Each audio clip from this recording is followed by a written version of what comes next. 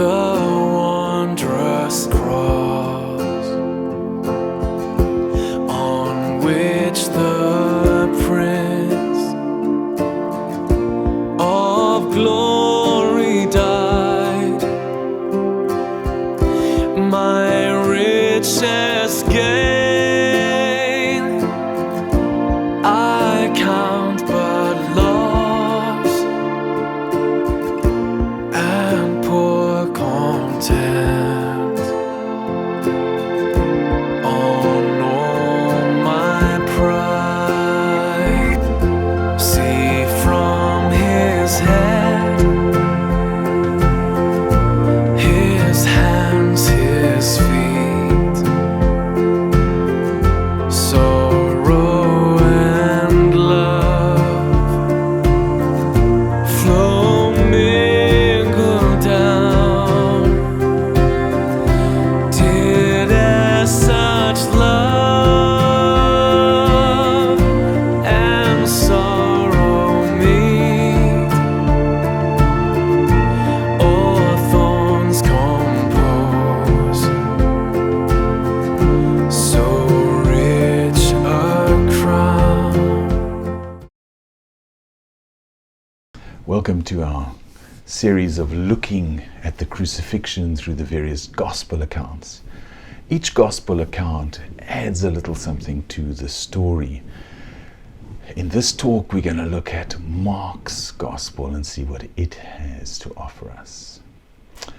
So Mark picks up the story of the crucifixion in verse 14. Jesus is surrendering peacefully to a mob of armed people from the chief priests after having been betrayed by Judas. But here Mark inserts a very strange story. He inserts a story of a man in a linen cloth that's following this arresting party. He is eventually accosted by these party. He loses his linen cloth and runs off naked. And people say, well, what is this all about? But many believe this is Mark inserting himself in the story so that he can say, I was there, I can attest to the arrest of Jesus, and also telling everybody that everybody had abandoned Jesus, even himself, as he runs off naked. Mark then takes us to the Sanhedrin, where if you read the story, it looks like utter chaos, because the witnesses can't agree, they can't get charges against Jesus because he's not talking, and as a result, the chief priest is finally driven to ask him, are you the Christ, the Son of the Blessed? He can't use the word God, so he has to use blessed. And Jesus says, I am. And with that, he tears his garments in, says, what more do we need? Here's blasphemy. This is the charge we need. We condemn you to death. And they take that. But you also, Mark is quite keen to show you the extent of the hatred in that Sanhedrin by the conduct of the people who then spit on Jesus, who beat him, mock him, which is totally outside the law, and you wouldn't expect it from people who were there to uphold the Jewish law, yet they do it here to Jesus. He then moves us on to Pilate, and Pilate again only has one interest in life, which is Jesus a threat to the Roman Empire? And hence he only asked him one question. Are you the King of the Jews? Jesus says, you say I am. But Pilate is not convinced. He tries his best. He goes for a prisoner release, but the chief priests are adamant that Jesus must die, and they even choose a murderer, which is outside the law. The law would never allow you to do that, in place of Jesus. And faced with a possible riot, Pilate is left with no option but to actually condemn Jesus to death. And you see that even the Roman soldiers who then take possession of Jesus, they playfully mock with him because they do not see him as a threat. He is no threat to Rome. He's not going to harm them in any way. But They just look at the ludicrousy of this situation, that this is the best that the Jewish people can offer them in resistance to their own power. Mark then picks up the story of the crucifixion the next day when Jesus is led out to be crucified. He's too weak to carry his cross, so they co-opt a bystander, Simon, to carry the cross. But what's interesting here is Mark's gospel is the only one to give us the full title of Simon. He is called Simon of Cyrene, the father of Alexander and Rufus. Why would Mark do this? Because Mark is looking for witnesses. We've already seen he's put himself in the story. He now puts Simon at the beginning, and when we get to the end, we will see there are another two witnesses. He names Mary Magdalene and Mary, the mother of Jose. And in that way, he has bookended the story so that there are witnesses who can attest that yes, Jesus was crucified, yes, Jesus was buried, and yes, Jesus rose. So you must also remember that these people would have been alive, so people could actually go and speak to them. Unlike us today, where we have to rely that the people of the past would have brought out any inconsistencies that Mark has written in this gospel by actually going to those people. Mark then gives us 5 facts. Some of the facts are relevant, some of them are not, but the facts are there in his gospel. The first one is that Jesus refuses wine mixed with myrrh, which is a sedative which should have dulled the pain. We're not told why he does that. We assume it is that Jesus does not want to be rid of all the pain. He wants to feel the pain of this. The second fact that we get is that the soldiers divide the clothing and cast lots for them. This is important because it goes to Psalm 22, which was written by David under the inspiration of God, which says, "Dogs surround me, a pack of villains encircle me. They pierce my hands and feet. All my bones are on display. People stare and gloat over me. They divide my clothes amongst them and cast lots for my garments." Now you've got to remember that psalm was written 1,000 years before Jesus' crucifixion, even before crucifixion was actually invented by the Romans. So as a result, you can only see that God is in this because God is predicting the future, and only God can do that. The third fact is that the crucifixion happened at the 3rd hour, 9 o'clock.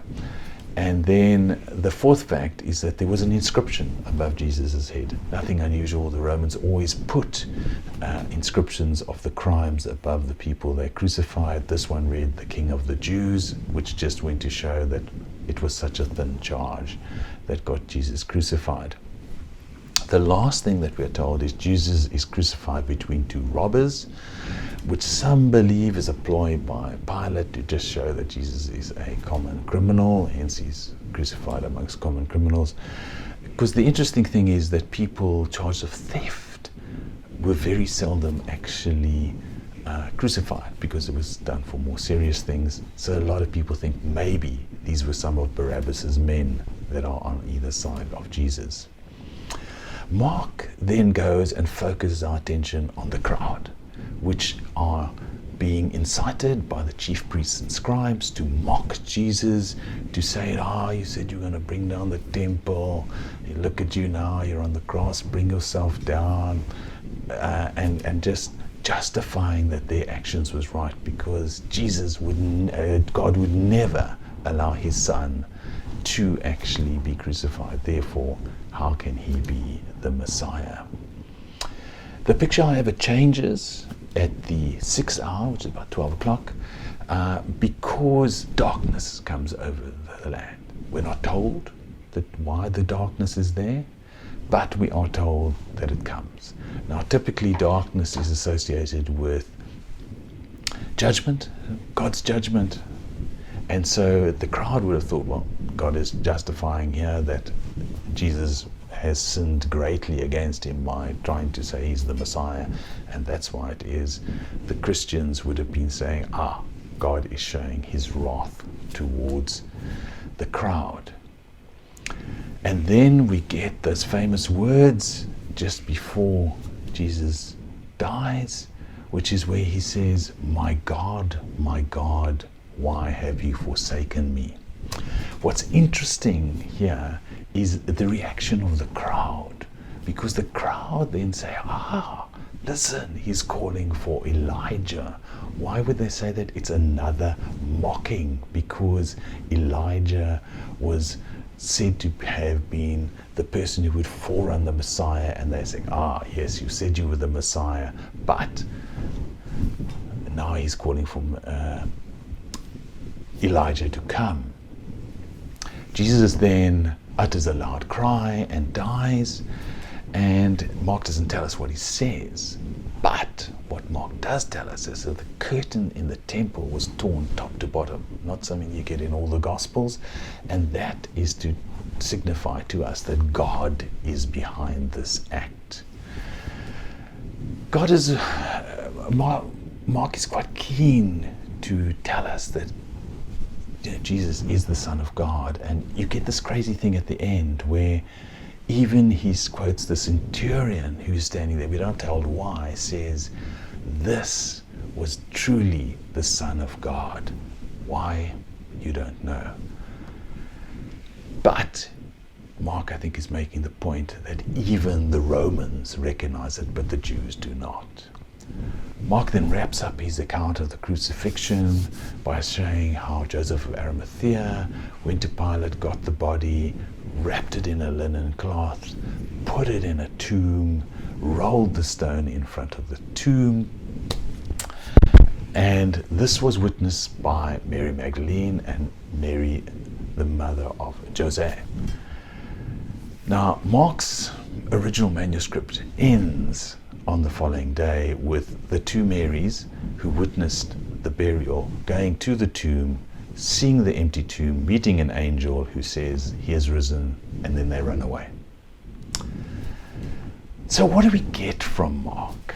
Well, I think we get two things from Mark. The first is Mark is keen to tell us this story is true because I am giving you witnesses, myself, Simon, Mary Magdalene, and Mary, the mother of Joseph, who can attest that Jesus went to the cross, he was crucified, he was buried, and he wasn't in the tomb the next day.